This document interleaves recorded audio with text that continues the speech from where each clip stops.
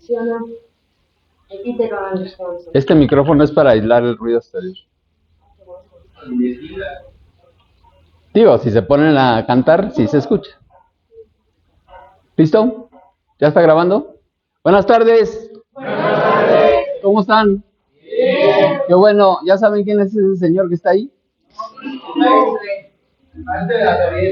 Es el maestro B.K.S. Iyengar, que fue uno de los yogis más extraordinarios del siglo pasado. Recién murió hace unos cuantos años, pero él tiene un libro extraordinario que se llama Luz de la Yoga, que la verdad, híjole, es apantallante la flexibilidad que tuvo el señor hasta los últimos días de su existencia, y muchos lo admiramos. Entonces, mañana va a ser el Día Mundial de la Relajación, y es un gusto ver cómo cada vez la yoga penetra más en nuestra sociedad. La verdad es que es muy reciente. Apenas el pasado día 21 de junio del año 2015, estamos en el 25. O sea, apenas hace 11 años, la ONU decretó el Día Mundial de la Yoga. Y entonces, pues eso es muy reciente. Así que van a pasar algunas generaciones para que eso se normalice. Algunos conocemos la yoga hace alrededor de 30 años, pero la verdad es que no es parte de nuestra cultura. Entonces muchas de las cosas que van a escuchar el día de hoy pueden ser novedad total y puede ser incluso hasta extraño, pero la verdad es que la yoga es lo que vino a acompañarnos como seres humanos desde un principio. Nosotros traemos una cultura un poco cortada, sobre todo por el lado religioso. La Biblia asegura que Adán fue creado por el Dios Padre hace alrededor de 6,000 años, y entonces esos dogmas se han venido derrumbando porque gracias a la ciencia se ha podido comprobar que la humanidad es muchísimo más antigua. Por ejemplo, en la cuestión médica se estudian los restos fósiles del Homo sapiens, que es lo que teóricamente somos nosotros. Y pues hay restos fósiles que datan de hace 350,000 años. Entonces, la verdad es que la humanidad es muchísimo más antigua de lo que parece. Sin embargo, y eso desde el punto de vista esotérico, nosotros somos la quinta raza. O sea, apenas, incluso estamos en formación, no hemos llegado al pináculo de la creación de la quinta raza. Nosotros estamos llamados a alcanzar la perfección mental. Pero la raza anterior inmediata, conocida como los atlantes, ellos lograron el perfeccionamiento psíquico. La anterior raza a los atlantes, la raza lemuriana, alcanzó su perfección física. Y el ejemplo de ello es la raza negra. La raza negra es la perfección física. La raza atlante es la perfección psíquica. Y nosotros estamos llamados a alcanzar la perfección mental, pero apenas estamos en proceso. Apenas llevamos 100,000 años. Así que nos falta un poquito y apenas hemos desarrollado 5 sentidos. Y está por desarrollarse 2 más. El famoso sexto sentido, que hay muchas fábulas al respecto. Unos aseguran que es la intuición femenina. Otros dicen que es andar viendo muertos. Hay una película que trata ese tema. El del niño veo gente muerta todo el tiempo.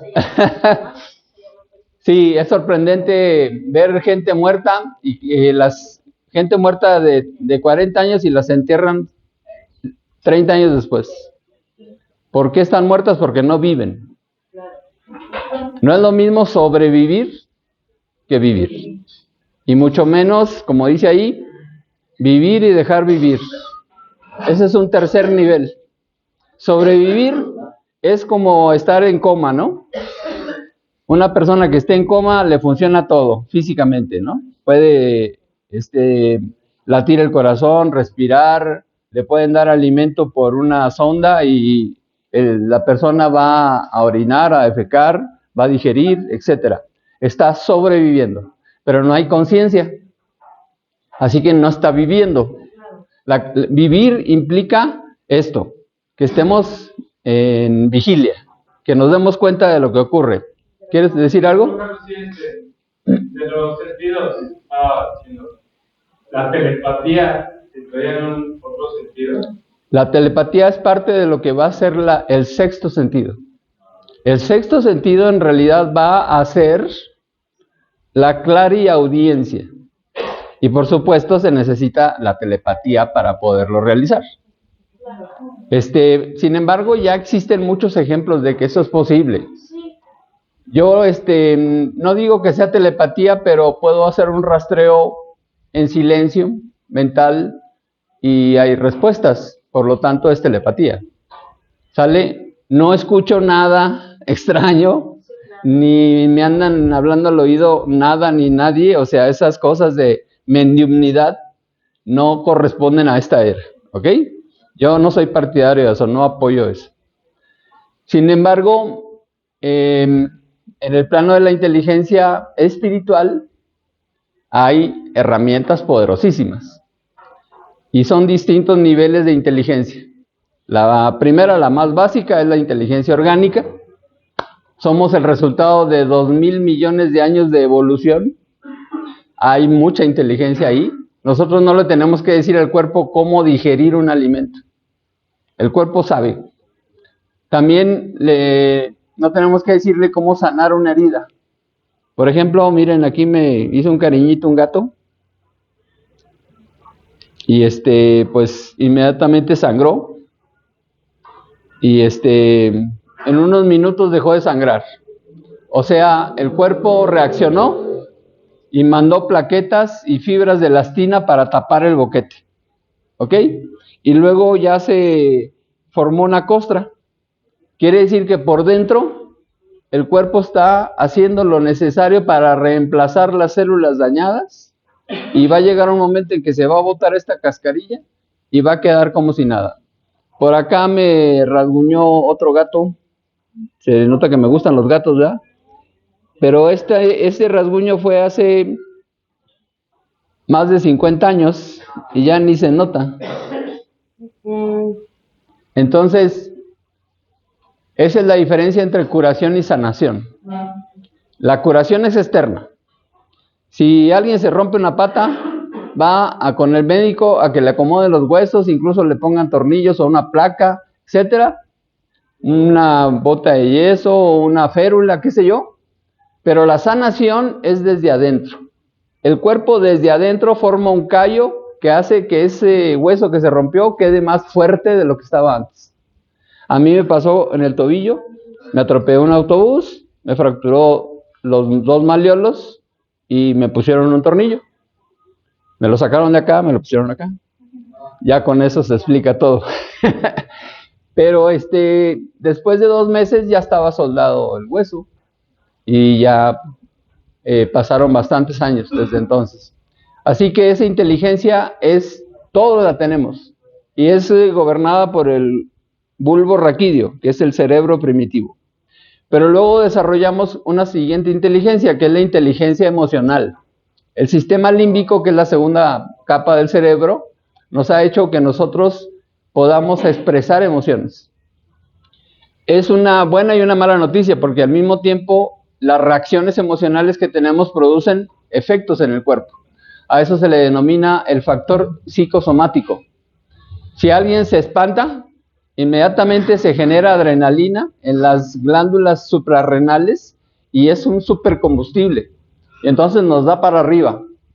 Si se hace algo con ese supercombustible, qué bueno, pero si no, el cuerpo lo transforma en un depresor. Así que la adrenalina, si no se usa correctamente, se vuelve una noradrenalina y entonces es un depresor y nos da un bajón. ¿Ok? Hay casos de personas que han hecho actos extraordinarios con una superdosis de adrenalina, ¿no? Una madre que es capaz de levantar un auto porque ve que el hijo lo atropellaron, una cosa así, ¿no? Entonces, esa segunda inteligencia la podemos ir dominando para que nos permita tener una mejor vida. Pero, ¿qué hay diciendo de que, bueno, yo digo, todos los organismos son diferentes, ¿no? Unos trabajan más rápido, unos un poquito más. Sí, claro. Como los dedos de la mano, cada dedo es diferente, pero todos son de la misma fuente. Hay personas que si las miran feo se enojan. Son muy biliares. Y hay personas que si nos mientan la madre, pues es como ir a misa, ¿no? Como las llamadas a misa. La verdad, todas las veces que me la han mentado, muy pocas veces he ido. No digo que nunca, pero desde niño sí me acuerdo que no entendía yo bien qué significaba eso, y yo decía, es que me aventó la madre, en lugar de me mentó la madre, ¿no? Pero bueno, y hay personas que si la novia les dice que sí, en lugar de besarla le toman la mano. Todo es posible. La astrología determina que lo que marca la diferencia de la personalidad de alguien es la hora de nacimiento, no el día. Por ejemplo, aquí ¿quién es del signo de León? ¿Nadie? ¿No hay leones aquí? Puro gato, dice. ¿Tú eres del signo de León? Leo, ¿qué fecha de nacimiento tienes? 29 de julio, ya corresponde al signo de León. Bueno, pero ¿a qué hora naciste? Bueno, si supieras, no es lo mismo haber nacido a las 6 de la mañana del signo de León que a las 3 de la tarde o a las 11 de la noche, porque eso cambia el signo del ascendente. Haber nacido a las 6 de la mañana es ser Leo, doble signo. Si yo nací a las 3:40 de la mañana. ¿De qué día? Yo nací un martes a las 3:40. No, ¿qué fecha? 2 de marzo. 2 de marzo, ¿acabas de cumplir años? Feliz retorno solar 2025. 2 de marzo eres del signo de Piscis. Ok, sí, ¿no? Sí. O sea, bueno, ok. El signo de Piscis, 3:40 PM. De la madrugada. De la madrugada. Entonces contamos hacia atrás. A las 6 de la mañana del día 2 de marzo era Piscis. 2 horas antes era Piscis Capricornio, o sea, de 4 a 6. Y de 2 a 4, que es donde está tu hora de nacimiento, eres ascendente Sagitario. No, perdón. Era Piscis, Acuario, Capricornio. Eres ascendente Capricornio. Entonces, cambia la personalidad. Personalidad proviene de la palabra personare, que era el papel que desempeñaban los artistas en el teatro en la Grecia antigua. Y como eran puros varones, no había mujeres actrices, eran puros varones. Entonces se ponían, cuando representaban el papel de una mujer, se ponían una máscara y fingían la voz. Es una máscara. Entonces, en astrología, la hora de nacimiento determina la máscara con la que nos presentamos ante el mundo. No es que nosotros seamos así. Es el resultado de la educación que recibimos durante los primeros 7 años de vida. Y eso es importante que cada uno lo sepa en su propio mapa natal, pero bueno, es otro tema. Entonces, regresando al tema de las inteligencias, después de la física, la emocional, luego viene la inteligencia mental, que ya está dividida en dos. Hay un lado concreto y un lado abstracto. Los hemisferios cerebrales del neocórtex determinan eso. El hemisferio izquierdo es el concreto y el hemisferio derecho es el abstracto. Hay un cruce nervioso en el interior del cerebro que hace que el hemisferio derecho gobierne el lado izquierdo del cuerpo y el hemisferio izquierdo gobierna el lado derecho, ¿ok? Si una persona nada más usa uno de sus dos hemisferios, se va yendo hacia el extremo. Y los extremos son nocivos, en cualquier aspecto. Todo en exceso hace daño, hasta el agua. De eso mueren los ahogados. Es un exceso de agua. Bueno, entonces, el extremo excesivo de ser muy concreto, muy intelectual, es que se puede caer en la neurosis. Y el extremo excesivo de ser muy abstracto, muy esotéricos, muy místicos, se van hasta el extremo de la psicosis. Traje 2 libros, uno de ellos que habla sobre el ayuno, ahorita vamos a tratar de eso. Fue escrito por el doctor Carmelo Vizcarra, un médico español que es un genio el tipo, es uno de mis instructores. Somos medio tocayos. Él es Carmelo, yo soy Carlitos. Medios tocayos, ¿no? Pero resulta que él nació en Durango, en España, y yo nací en Durango, en México. O sea, ¿coincidencias? No. A él, su mamá lo metió al seminario, a mí mi mamá me metió al seminario. ¿Más coincidencias? No. Entonces yo le digo medio tocayo. Entonces mi medio tocayo, dice que el neurótico se hace castillitos en el aire. El psicótico vive en los castillitos en el aire. Y el psiquiatra es el que les cobra la renta.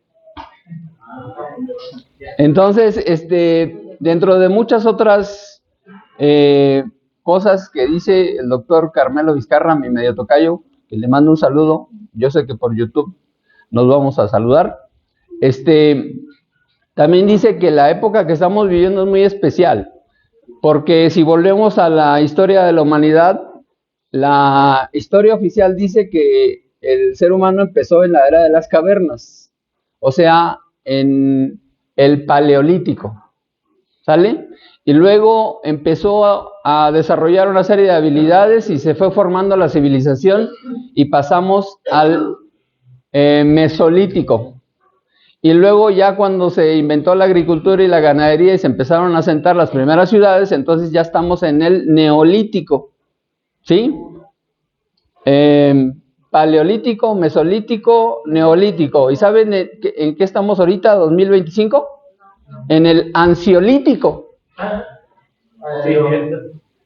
¿Todo el mundo sufre de ansiedad? ¿Es real? Por eso mucha gente anda desesperada. Y acabamos de salir de una pandemia que trajo una psicosis terrible. Yo lo vi en la terapia floral. Antes de la terapia floral, que fue la que inició el doctor Edward Bach, el máximo de gotas que se necesitaba de un remedio floral para elaborar una fórmula, el máximo eran 7 gotas. Bueno, después de la pandemia, el récord es 70 gotas de un solo remedio. Eso es una psicosis. No solo vino una emergencia física, sino que hubo un agregado que es la gran psicosis. Pero bueno, después de la inteligencia orgánica, la inteligencia emocional, la inteligencia mental, que el equilibrio entre los 2 hemisferios es en donde está la clave, un poco de ciencia a la filosofía y un poco más de filosofía a la ciencia. Eso es lo que propone el maestre de la Ferrer. ¿Por qué? Porque estamos viviendo una era de síntesis.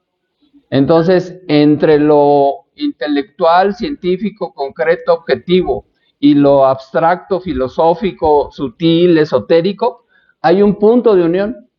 Y ese es la clave para accesar al siguiente nivel, que es la inteligencia espiritual. Entonces, en la inteligencia espiritual tenemos herramientas.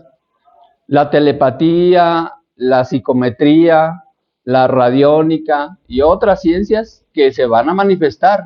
Hay grandes investigadores, algunos hasta historias medio raras como la de Jacobo Greenberg, que no se sabe qué pasó con él, pero hay otros que han demostrado cosas extraordinarias, como por ejemplo el ingeniero Masaru Emoto, que nos habla de la vida secreta del agua.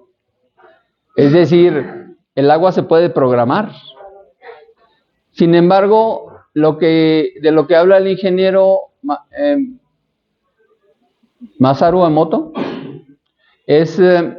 no es novedad, porque eso lo ha dicho la yoga desde hace miles de años.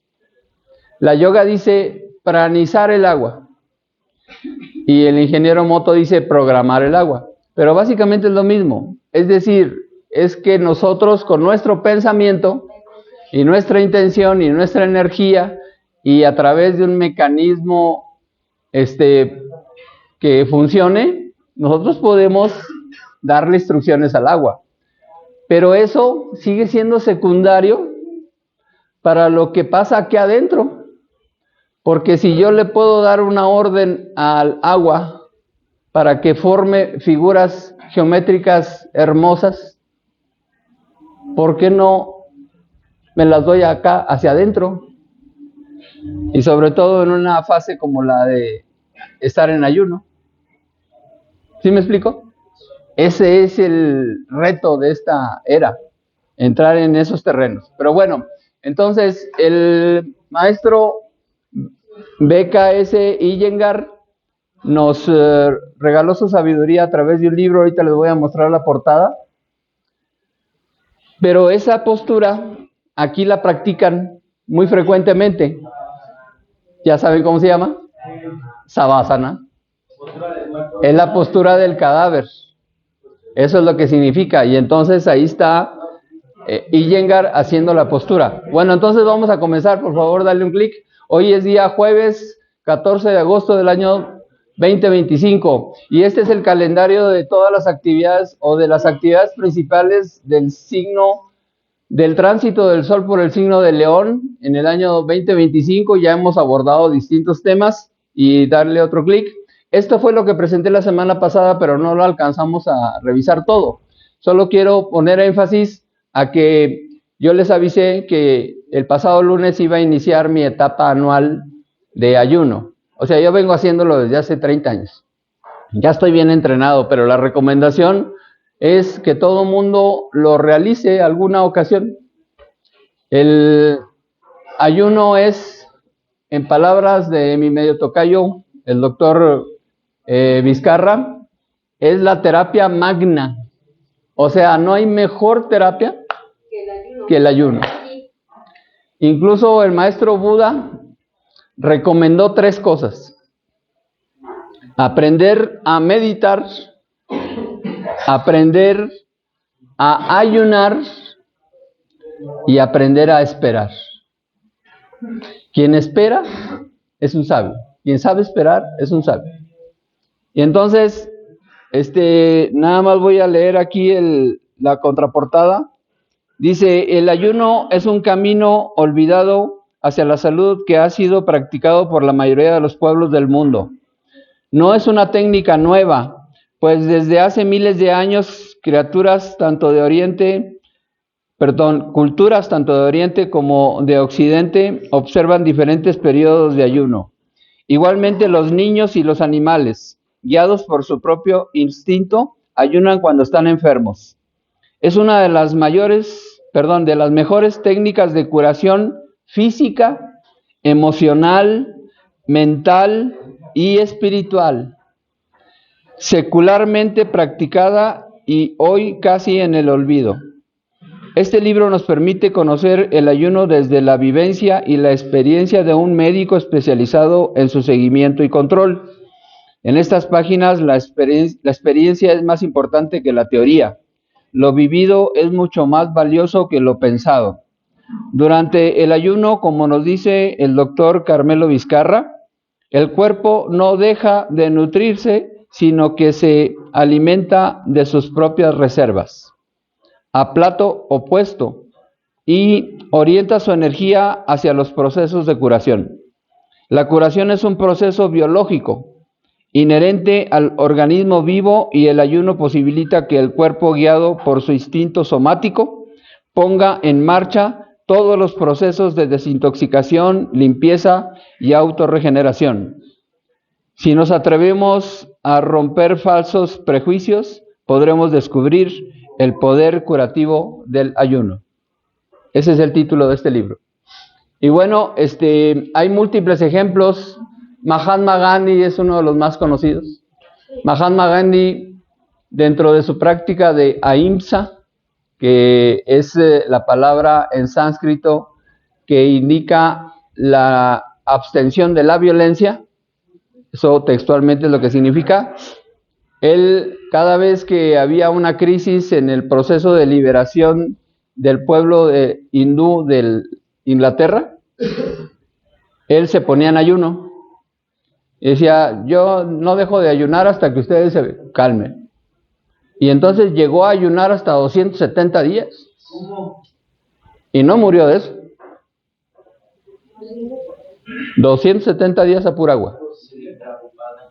Claro, o sea, ven sus fotografías y pues ya estaba este tamañito, ¿no? Sí, fue consumiendo. Pero pues él no murió de eso. Murió de una intoxicación de plomo. ¿Intoxicación De plomo. Sí, de las balas que lo mataron. Qué gacho, ¿verdad? Bueno. Digo, sí, hay que aclarar, ¿no? Entonces, es importante el tomar en cuenta eso. Ahora se puso de moda el famoso ayuno intermitente.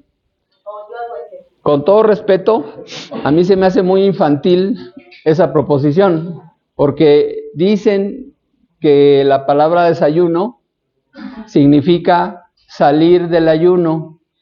Es decir, la noche anterior cenamos y entonces como nos dormimos, pues estamos en ayuno. Y entonces en la mañana, en cuanto se abren los ojos, hay que desayunar. O sea, romper el ayuno porque estábamos dormidos. Con todo respeto, eso para mí es muy infantil. Así que yo no lo considero así. Sin embargo, siempre se ha sabido que existe la posibilidad de regular el consumo de calorías. La semana antepasada nos tocó ver un video, no fue la semana pasada, ¿verdad? A los que estuvieron presentes les tocó ver un video que se llama Juventud Eterna. Y uno de los métodos para mantenerse joven es reducir el consumo de calorías. ¿Por qué? Porque todo alimento que consumamos de cualquier manera implica un gasto de energía.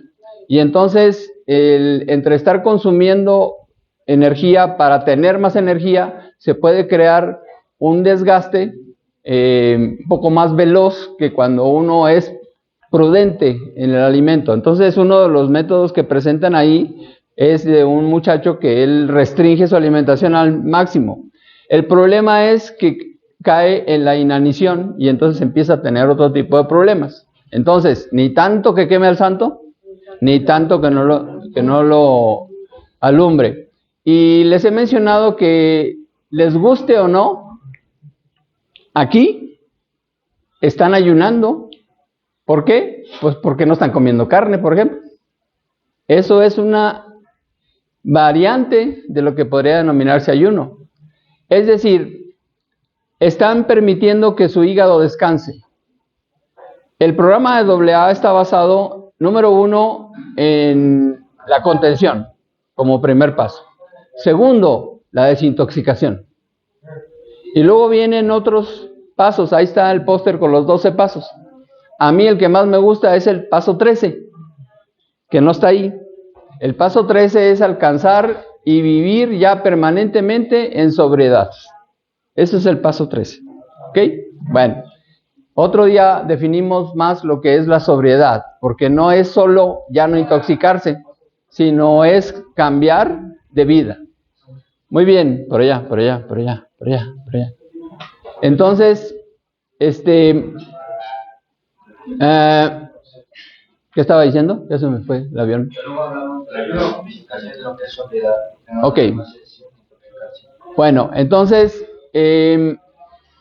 La práctica del ayuno intermitente medio que empieza a generar un egregor generalizado de que la gente considere adecuado el ser moderado en el consumo. Entonces, dicen que si terminaste de cenar a las 10 de la noche y te esperas hasta las 10 de la mañana, entonces son 12 horas de ayuno. Pero si te esperas hasta las 12 del día, entonces son 14. Y si te esperas hasta las 2 de la tarde, es decir, te saltas el desayuno y te vas hasta la hora de la comida, entonces ya fueron 16 horas de ayuno. Y si te vas hasta las 4, pues son 18 y así, etcétera, ¿no? Pero la neta es que eso no es ayunar. El ayuno de verdad implica, en el caso de los varones, mínimo 4 días. Por ejemplo, yo hoy estoy en mi cuarto día, hoy termino mi cuarto día. A partir del cuarto día es cuando viene el mecanismo que se crea cuando el cuerpo se da cuenta de que no va a recibir por fuera la alimentación de la que estaba acostumbrado. Es decir, nosotros funcionamos con glucosa. Todos nuestros órganos necesitan glucosa y el principal es el cerebro. Nuestro cerebro, que pesa más o menos un 2% de todo nuestro peso corporal, consume solito nuestro cerebro el 25% de la glucosa que consumamos diario. Entonces, si un día le dejo de dar de comer al cuerpo, el cuerpo empieza a utilizar las reservas, pero empieza a pedir, porque está acostumbrado a tener un cierto nivel. El tercer día, no solo se da cuenta de que ya peligra la reserva, sino que además protesta porque se le está sometiendo a algo que el cuerpo identifica como un riesgo para vivir. Pero el cuarto día ocurre un milagro. El cuerpo se da cuenta de que no va a recibir más y deja de protestar. Es decir, deja de gastar energía inútilmente y entonces la energía se invierte hacia el interior y empieza a fabricar un suplente de la glucosa. Es decir, se da cuenta que como ya no va a recibir glucosa, empieza a utilizar las reservas de grasa para formar cuerpos cetónicos, o sea, cetona, que es lo más parecido que existe a la glucosa, y con eso empieza a alimentar al cerebro, que es el que tiene que sobrevivir por encima de todo. Al cerebro no le importa si se pierde un pie, si les quitan la matriz, si les quitan la vesícula, si les amputan un brazo, no importa. Pero nada más hay un cerebro. Así que incluso al estirar la pata, no se declara muerte clínica hasta que el cerebro deja de funcionar. Se puede detener el corazón por minutos y después regresar a la vida. Pero si el cerebro se queda en línea recta, ya valió. ¿Ok?